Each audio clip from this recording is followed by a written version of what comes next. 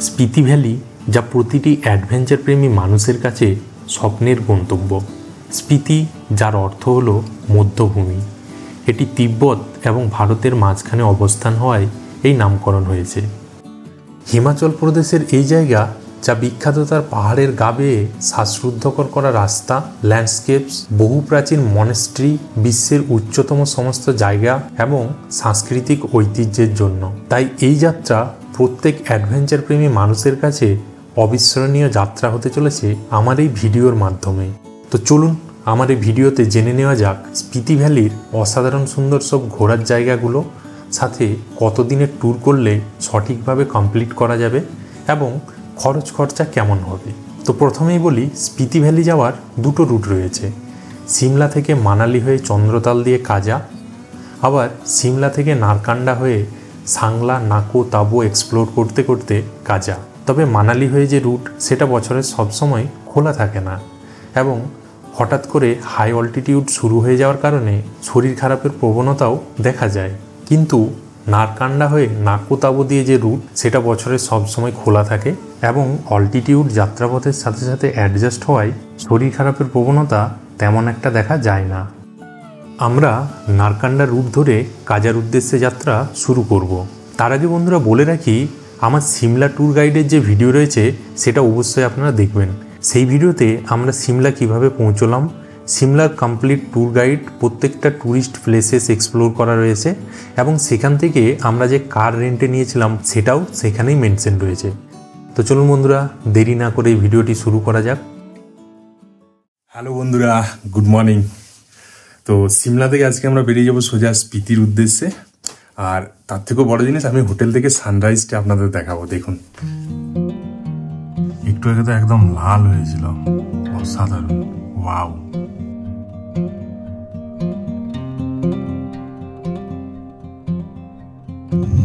আরেকবার good morning.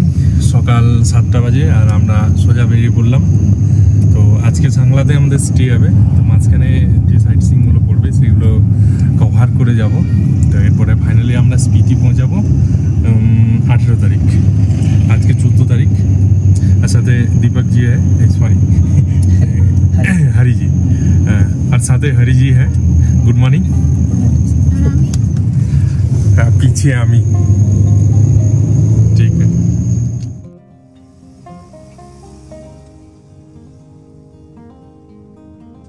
Sanjauli market यहाँ क्या क्या मिलता है, मतलब फेमस किस लिए है? फेमस नहीं है, मतलब है ये शिमला ही है। अच्छा, एक मतलब ऐसे ही मार्केट है इधर की, जैसे पीछे छोटा शिमला था। अच्छा, जैसे ऊपर एक मॉल रोड है, वैसे ही। अच्छा अच्छा। तो यहाँ तो ज्यादातर टूरिस्ट नहीं आते है, तो शिमला ही है सब भी। टूरिस्ट इधर भी सब जगह, मतलब ये तो सब इधर होटल वगैरह लोगों के सब कुछ। এই সব কিছু পেরোনোর পরে আমরা পেলাম গ্রিন ভ্যালি। সিমলার সব থেকে ডেন্স ফরেস্ট মানা হয় এটিকে। আপনারা চাইলে এখানে একটু সময় কাটাতেই পারেন। যাত্রাপথে পড়বে মাসোবরা, যেখানে আপনারা ভিজিট করে নিতে পারেন রাষ্ট্রপতি নিবাস। এখানে ভিজিট করতে গেলে আগে থেকে ওয়েবসাইট থেকে টিকিট বুকিং করে নিতে হয়। এই ওয়েবসাইট থেকে আপনারা টিকিট বুকিং করতে পারবেন, ডিটেলস আমি দিয়ে দিলাম। এছাড়াও আপনারা ভিজিট করতে পারেন কুফরি। সিমলা থেকে কুফরির দূরত্ব প্রায় 16 কিলোমিটার। তবে এই কুফরি ভিজিটের জন্য আপনাদের হাতে এক্সট্রা একদিন সময় রাখতে হবে। এই কুফরিতে রয়েছে হিমালয়ান নেচার পার্ক এবং সিমলার যে সমস্ত অ্যাডভেঞ্চার রাইড এই কুফরি থেকেই হয়।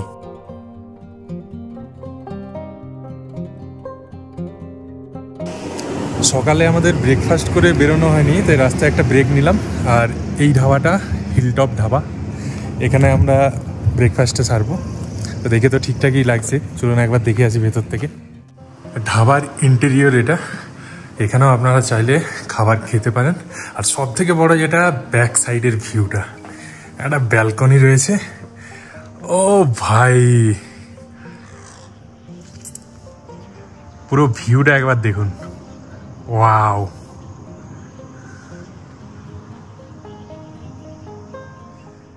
মিক্স পরোটা খেলাম আমরা, একদম মানে কম অয়েলি, খুব টেস্টি আর প্রাইস রিজনেবল।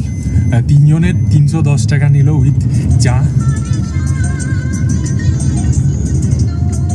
সত্যি স্পিতি রুটে এইরকম সুন্দর একটা যাত্রাপথ, সাথে 90s সং, উফ, চোখ মন দুটোই জুড়িয়ে যাচ্ছে। পাস করছি আমরা নারকান্ডা। সিমলা থেকে নারকান্ডার দূরত্ব প্রায় 66 কিলোমিটার মতো। সিমলার ভিজিটেড প্লেসগুলোর মধ্যে নারকান্ডাও কিন্তু একটা মোস্ট ভিজিটেড প্লেসের মধ্যে ধরা হয়।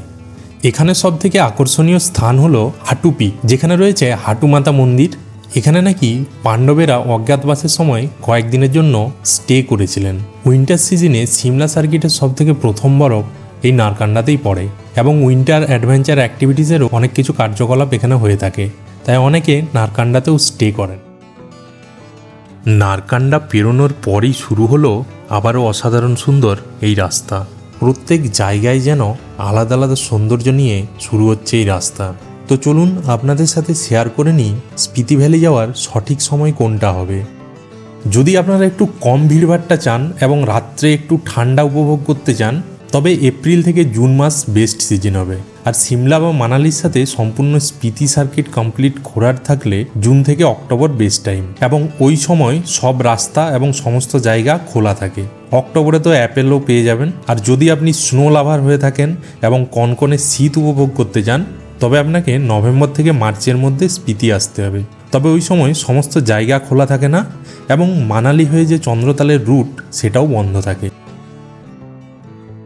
এমন সুন্দর একখানা জার্নি আর পাশ দিয়ে বয়ে চলা সতরুজ, যা বাংলাতে শতদ্রু নদী। লোভ সামলাতে না পেরে শতদ্রুতে নেমেই পড়লাম। আর এইখানটাতে শতদ্রুকে একদম আমরা পাশাপাশি পেয়েছি, তাই রাস্তার উপরে কারকে পার্কিং করে এখানে একটু অবসর সময় কাটানোর জন্য চলে এলাম। যদিও রাস্তা নেই তেমন, রাস্তা বানিয়ে আমরা চলেছি শতদ্রুর সামনে। ব্যাস এইখান থেকে ভিউটা দেখুন, কি মারাত্মক ভিউ।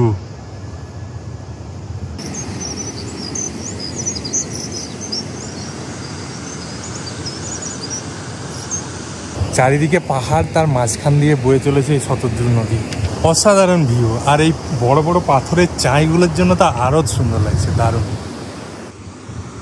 একটাই শর্তে তুলতে পারি, আমাকে কোনো কাজে বকা যাবে না, বলো? হ্যাঁ, না বকলেও তোলা যাবে না, মানে না। ঠিক আছে তাহলে।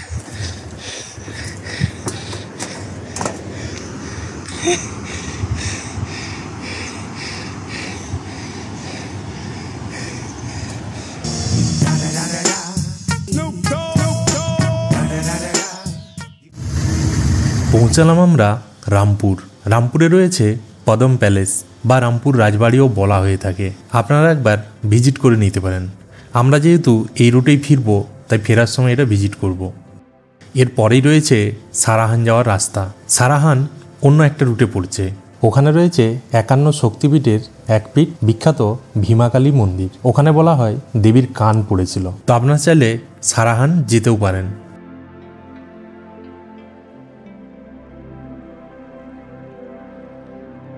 সময় প্রায় 2টো বাজতে যায়। কিন্নর ডিস্ট্রিক্টে প্রবেশ করলাম। আর এখানে একটা ছোট্ট ওয়াটারফল আছে। আর বাকি চারপাশের ভিউ সেটা তো আর বলারই নেই, দেখুন।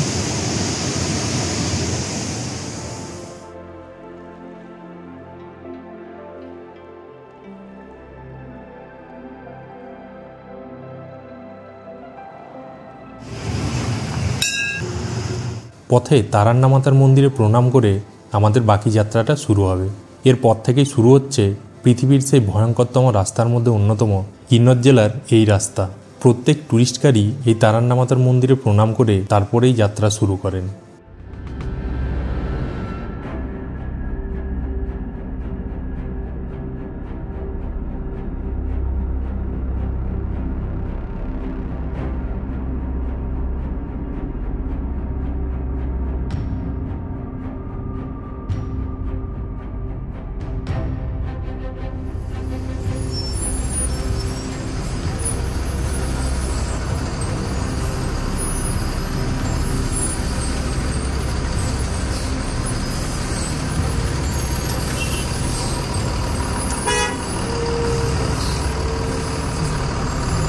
ठीक है ठीक है।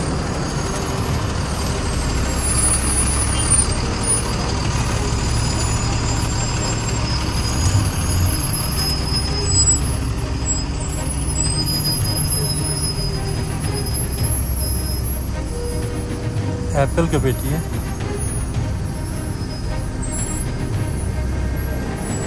मतलब ऐसा 4-5 आ जाए तो पूरा रास्ता ही ब्लॉक कर देगा।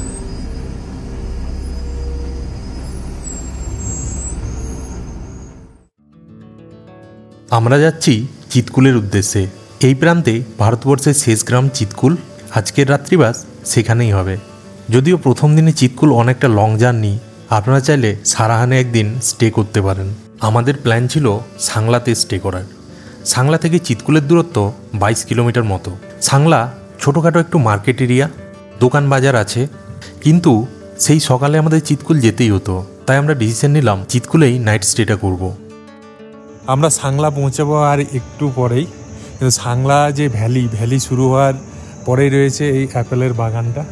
তো এখানে দেখুন প্রচুর পরিমাণে অ্যাপেল রয়েছে, গাছে ধরে আছে। আমরা পৌঁছলাম সাংলা। আমরা যখন সাংলা পৌঁছাই সন্ধে প্রায় হয়েই গেছে, তবে একটা অপরূপ দৃশ্য দেখে মোহিত হলাম। সাংলা মার্কেটে এবং পাহাড়ের পাদদেশে সন্ধে নেমে গেলেও পাহাড়ের চূড়ায় কিন্তু রোদের ঝলকানি রয়েইছে। বলা যেতে পারে পাহাড়ের চূড়ায় দিন রয়ে গেছে এবং এই মার্কেট এরিয়াতে রাত্রি হয়ে গেছে। অসাধারণ এক দৃশ্যের সাক্ষী থাকলাম। ফাইনালি আমরা এসে পৌঁছালাম ইন্ডিয়াস লাস্ট ভিলেজ চিৎকুল। তো সাংলাতে স্টে করার কথা ছিল, কিন্তু চিৎকুলই আমরা ফাইনালি করলাম, কারণ কালকে টাইম পাওয়া যাবে না। আজকে চিৎকুল পৌঁছে গেলে বাকি সব কিছু ঠিকঠাক মেনটেন হয়ে যাবে। আর আজকের হোমস্টেটা পুরো কাঠের একটা বাড়ি, সুন্দর একটা বারান্দা রয়েছে পুরোটাই। চলুন ব্যাক ক্যামেরা করে আপনাদের একবার দেখাই। আর এখানে টেম্পারেচার কিন্তু 7 ডিগ্রি এই মুহূর্তে, প্রচণ্ড ঠান্ডা লাগছে। কালকে সকালে পুরো গ্রামটা ঘুরে দেখাবো, অ্যাটলিস্ট ইন্ডিয়াস লাস্ট ভিলেজ। চলুন আমার কটেজটা একবার দেখাই আপনাদের।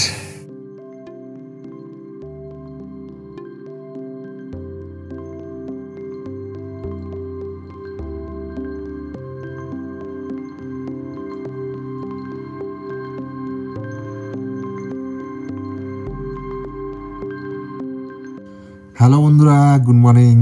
চিৎকুলের সকাল, ডে 3, আর টেম্পারেচার -5। মানে আমার তো এই মুহূর্তে এই র্যাক থেকে বেরোনোর ক্ষমতা নেই। এইখান থেকেই আমি বাইরের ভিউটা আপনাদের সাথে শেয়ার করছি। দেখুন বাইরের ভিউটা, আমার ডান দিকের ভিউ দেখুন। পাহাড়ের চূড়াতে পুরো বরফ জমে গেছে, আর শুধুমাত্র এই পাহাড়ের চূড়াটাতে সূর্যের আলো পড়েছে। আর আমার সামনাসামনি ভিউটা দেখুন,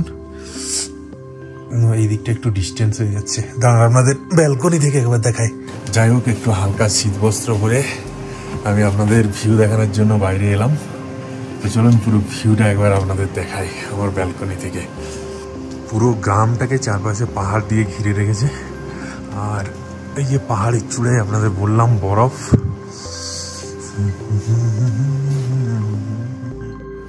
সূর্যোদয়টা হয়েছে, এরপরে একটু স্বস্তি, টেম্পারেচারটা একটু হাই হয়েছে, তাও মাথা থেকে ক্যাপটা খুলেছি। আর সূর্যোদয়ের পরের ভিউটা একবার দেখুন আপনারা। ওয়াও, এরপরে ওই পাহাড়ের চূড়া থেকে বরফগুলো গলতে শুরু করবে।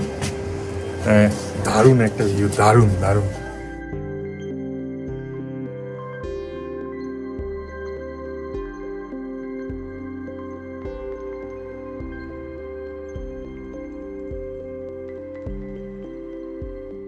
চিৎকুলে সকালে হোমস্টে থেকে ব্রেকফাস্ট সেরে আমরা আবার বেরিয়ে পড়লাম গন্তব্যের উদ্দেশ্যে।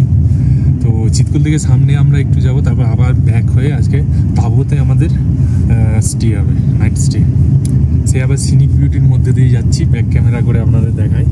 পাশ থেকে হয়তো দেখতে পাচ্ছেন, তো একবার ব্যাক ক্যামেরা করে দেখাই। সে কোথায় গেল? কে কিছু বলো?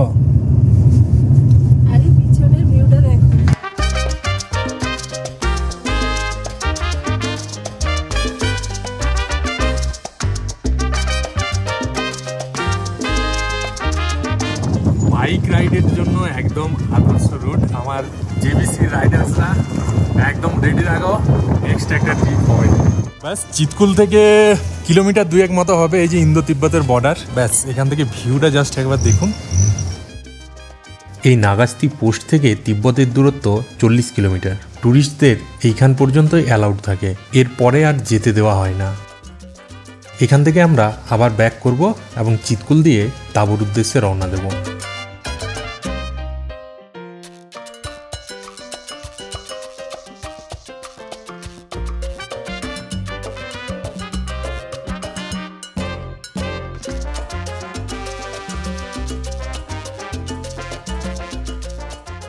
ছোট্ট একটা প্রাইমারি স্কুল, বাচ্চারা প্রে করছে, দেখুন একবার।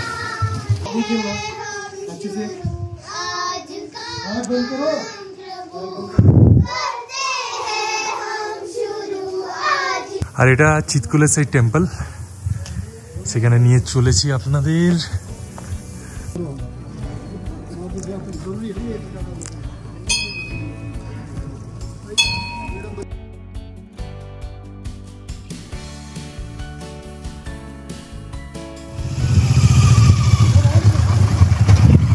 Hello Riders, good morning. कहाँ से है भाई? छत्तीसगढ़, यूपी से, हैदराबाद, चेन्नई हर जगह से। अच्छा, सी एच मतलब छत्तीसगढ़ से रेंट पे लिया हुआ है क्या? अच्छा, चंडीगढ़ से। Chandigarh, C H Chandigarh. अच्छा, मैंने सोचा छत्तीसगढ़। ओके भैया, हैप्पी जर्नी, हैप्पी राइड। যারা বলে মানে পাহাড়ে রাইড করার জন্য বড় বাইক দরকার, 350, 500, 800, 1200, দাদা তার প্রমাণ। দাদা বেঙ্গলের কোথা থেকে একটু বলে দিন, দাদার বাইকটা দেখাচ্ছি। আমি এসছি কল্যাণী থেকে। কল্যাণী, দাদার নাম? আমার নাম কুন্তল চক্রবর্তী। ওকে। আমি বাড়ি থেকে 8 তারিখ রাত্রে বেরিয়েছি, সারা রাত সারাদিন চালিয়ে বেনারস, তারপরের দিন কানৌজ, তারপরের দিন সারাদিন সারা রাত চালিয়ে কালকা। আর ফাইনালি এই মুহূর্তে দেখা হলো দাদার সাথে চিতকুলে। আর দাদার বাইকটা আমি জাস্ট দেখাই, দেখুন। দেখে কি মনে হচ্ছে এটা? 350, 500, 700 কোনটা? বাজাজ প্লাটিনা ভাই, প্লাটিনা, মাইলেজ কা বস। ঠিক আছে দাদা, পরে দেখা হবে। Thank you, thank you, welcome welcome. চিতকুলকে টাটা জানিয়ে আমরা তাঁবুর উদ্দেশ্যে, এরপরে দেখা হচ্ছে আপনার সাথে বাকি রোড ট্রিপে আর তাঁবুতে।